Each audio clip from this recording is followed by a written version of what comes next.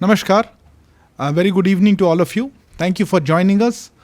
Prime Minister Shri Narendra Modi has just completed a virtual summit with the Prime Minister of the United Kingdom, Mr. Boris Johnson. We are therefore very happy to be here at this special briefing on this virtual summit. To brief us and give us more information about it, we have with us today Shri Sandeep Chakravarti, Joint Secretary of the Europe West Division of the Ministry. I would request him to make an opening statement, followed by a few questions that we have received. Over to you, Sandeep. Thank you, Arindam. Namaskar, good evening. As Arindam mentioned, today Prime Minister Modi had a virtual summit with Mr. Boris Johnson, Prime Minister of the United Kingdom.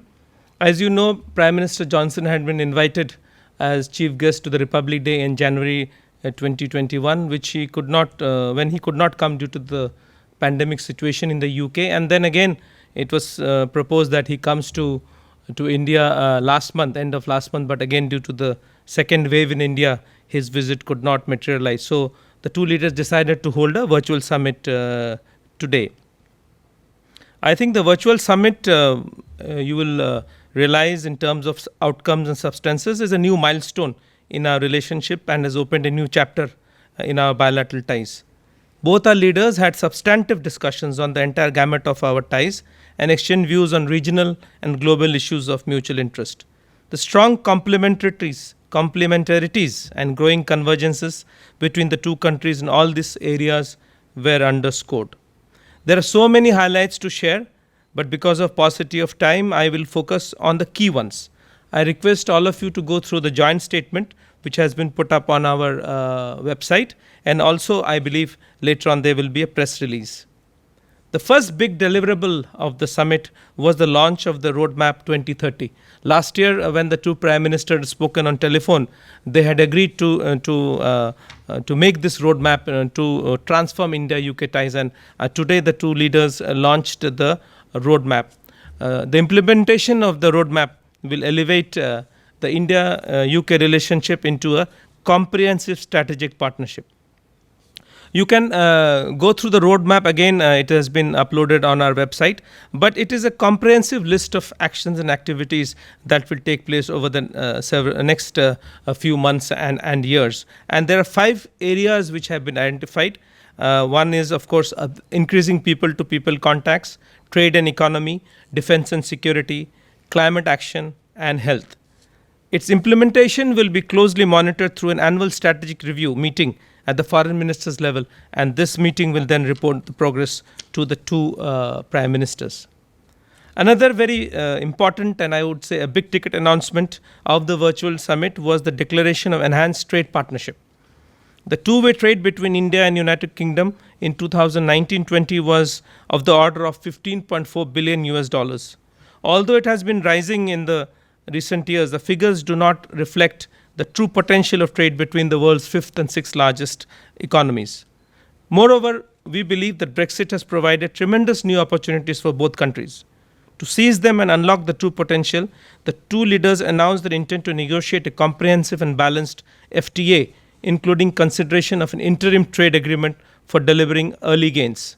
The ambition, the two leaders agreed today, was to more than double the bilateral trade by 2030.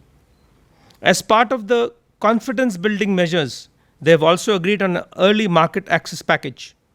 Under this, the UK will open up the fisheries sector for more Indian players, facilitate more opportunities for nurses, recognize Indian seafarer certificates, and also enter into a joint dialogue on a potential social security agreement. In return, India has agreed to UK's asks on fruits, medical devices, and mutual recognition of master's degrees, and also work towards reciprocal opening of legal services in the future. These actions are likely to generate 20 to 25,000 new direct and indirect jobs in India. The two leaders also discussed the global pandemic situation and the ongoing cooperation in the fight against it. Prime Minister Modi thanked Prime Minister Johnson for the prompt medical assistance provided by the UK in the wake of the severe second wave in India. UK, as we all know, was one of the first to respond, sending critical medical equipment like oxygen concentrators, cylinders, ventilators, amongst others. The successful vaccine partnership through the Oxford AstraZeneca SII collaboration was also discussed. They agreed to expand partnership on vaccines, therapeutics, and diagnostics on COVID 19 and beyond through joint research, including on nasal vaccines and also regulatory and clinical trial cooperation.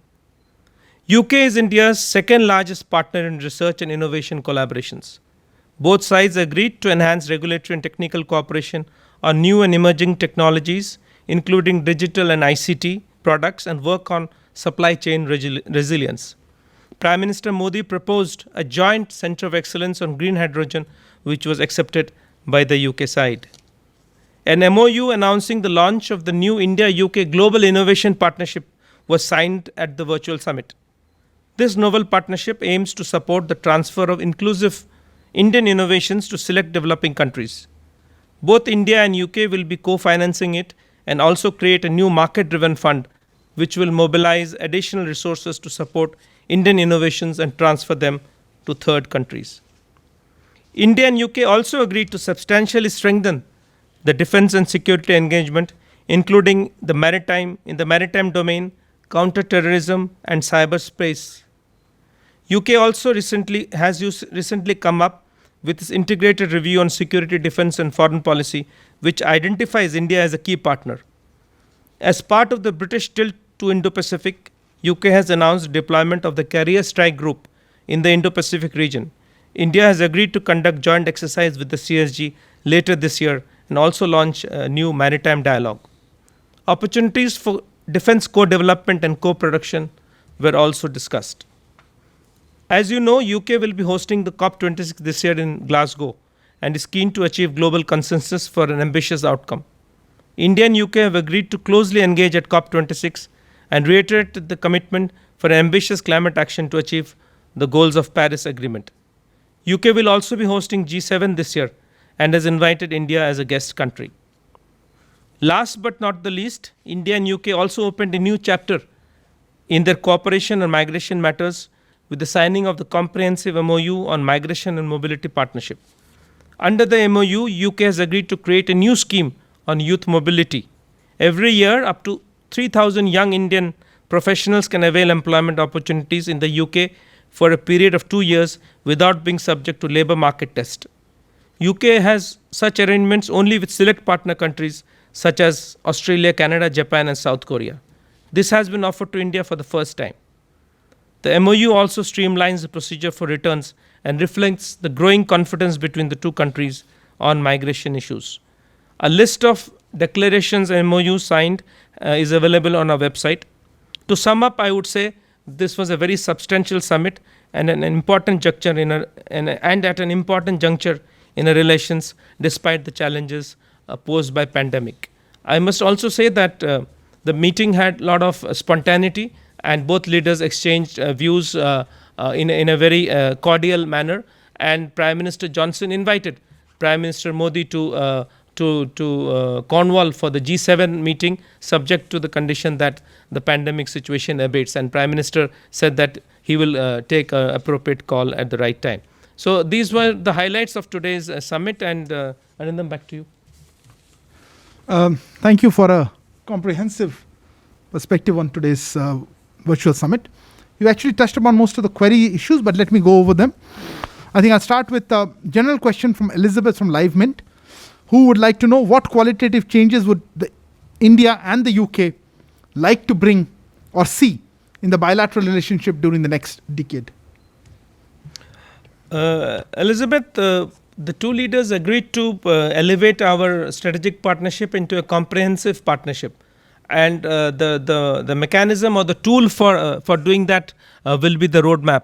If you study the roadmap carefully, there are 5 pillars, and I think actions, activities, events that the two sides will organize on those 5 pillars over the next 10 years will actually transform our relationships. And I think the word transformational was used several times in today's discussion. And the integrated review of the UK, it's still towards Indo-Pacific, their Indo-Pacific approach. I think all these are are indicators that the India-UK relationships is for a new beginning.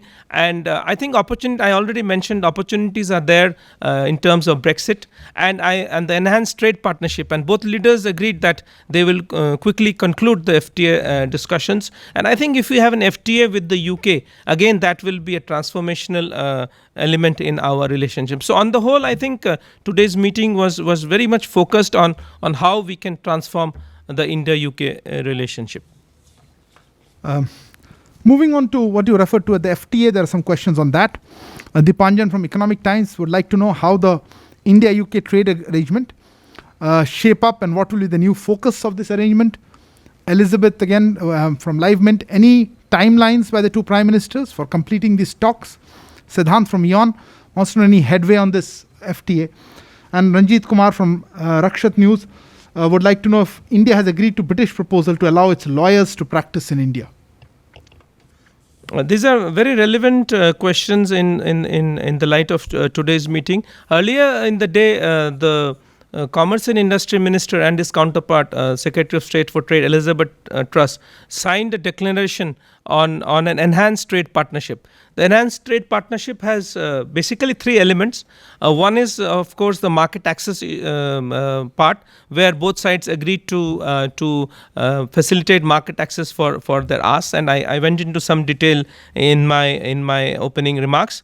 Then second will be a roadmap for concluding the pre-FTA talks, and there is a deadline. They have agreed that they will conclude the pre-FTA discussions by the end of this year.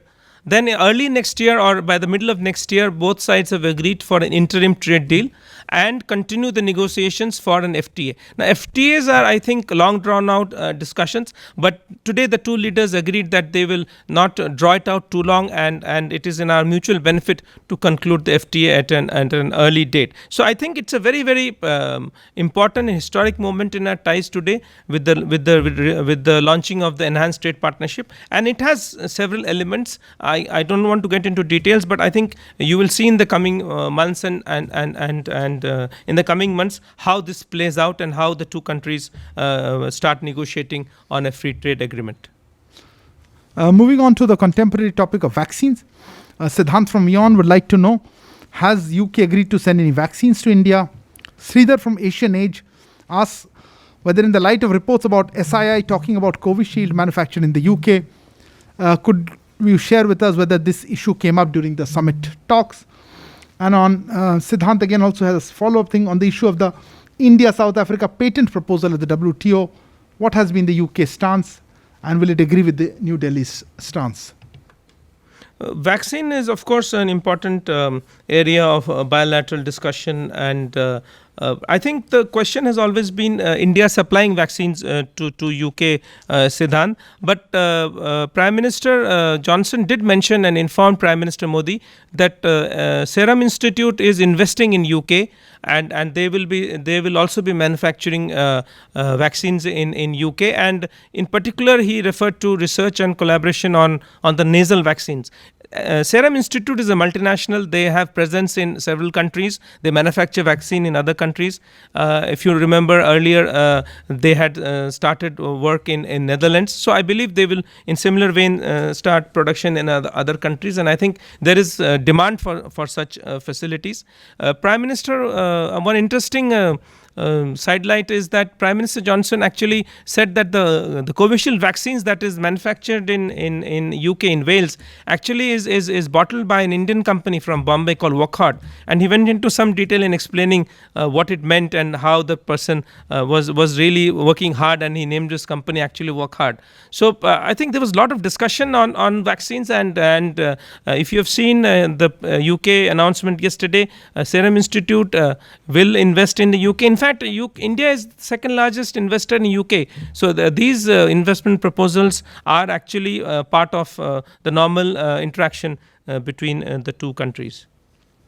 There was a related question to the Serum Institute with Kallol from the Hindu asking whether the authorities will look into Mr. Poonawala's allegations of threatening phone calls. But I think given the nature of this query, I don't think that's the one for you to answer. So I'll move on to defense. where Elizabeth from LiveMin would like to know what were the discussions like on defense and whether there was any talk on transfer of technology and investments in India in joint ventures. Huma from Financial Express asks, did the joint defense production feature in the talks, and details, if any? Yes, there was some discussion on co-production, co-development. UK is being a partner. UK is interested in Indian defense. Defense production, co-development, and I think both the leaders say that there is great deal of opportunity in working together. And I think if you peruse the roadmap, there are elements where both countries will work on defense in the defense sector. Also, there was talk about defense in a larger frame of work in sharing information, and some agreements will also come up in the coming weeks where India and UK will work together in logistics and in training. Another point which I would like to re-emphasize is that Prime Minister Johnson explained in great detail the visit of the Carrier Strike Group and why it was coming there. And I think there again, both the UK and the Indian armed forces will work together for successful exercises in the Indo-Pacific region. Moving on to the consular issues, Siddhant from Vion was asking about the extradition of Vijay Mallya and Nirav Modi, whether it was discussed. And Shinjoy from Times Now has saying, is it true that Britain has said take back illegal immigrants and we will give you more visas for students and professionals? How do you respond? Yes, they discussed the extradition of economic offenders, and they discussed, the Prime Minister said that the economic offenders should be sent back to India at the earliest for trial. Prime Minister Johnson said that he faced some legal hurdles because of the nature of the criminal justice system in the UK, but he was aware of it, and they will do whatever possible to make sure that these people are extradited at the earliest. Sinjoy, I would not take your question in that way, but I would say that the Mobility and Migration Partnership is a very comprehensive document. India never encourages illegal migration. We are against illegal migration because I think that prejudices legal migration. So the Mobility and Migration Partnership is a comprehensive document where we will take back Indian nationals. It is our solemn duty that Indian nationals who are undocumented or are in distress abroad and are not being given nationality or residence permit have to be taken back, and I think we'll do that. So I think this agreement systematizes that, but more than that, I think it creates opportunities for legal migration, and I think that is the aspect we would like to focus, and we would be very much keen to see that the numbers that have been offered by UK are increased in the future, and large number of Indian professionals find opportunities in the UK. And finally, on the issue of Indo-Pacific, Huma from Financial Express wants to know whether in the context of the Indo-Pacific, maritime cooperation issues were discussed. Also, any discussion on space cooperation. Siddhant from Vion asks whether there were any plans by India and UK for practical cooperation in the Indo-Pacific. Yes, again, I would refer to the joint statement and the roadmap. And India and UK are cooperating and will cooperate more in the Indo-Pacific. As I mentioned, Prime Minister Johnson spoke about the visit of the Carrier Strike Group, and I think Indo-Pacific is the integrated review of the UK also again highlights the importance of the Indo-Pacific, and India has an Indo-Pacific Oceans Initiative, and we encourage other partners and powers to get involved. So on the whole, I think Indo-Pacific is an important arena where India and other powers and countries discuss, and today it was discussed, and I think the fine elements of that cooperation are, some of them are captured in the roadmap, and the roadmap is a dynamic document. It's not that only the elements that are been decided now will be there in the future. We will be consulting with each other on a regular basis, and we will try to use it to enlarge the scope of our cooperation. That brings us to the end of this special media briefing. I would like to thank Sandeep for a very detailed and comprehensive presentation and taking all these questions. Thank you for joining us virtually in this format. Good evening.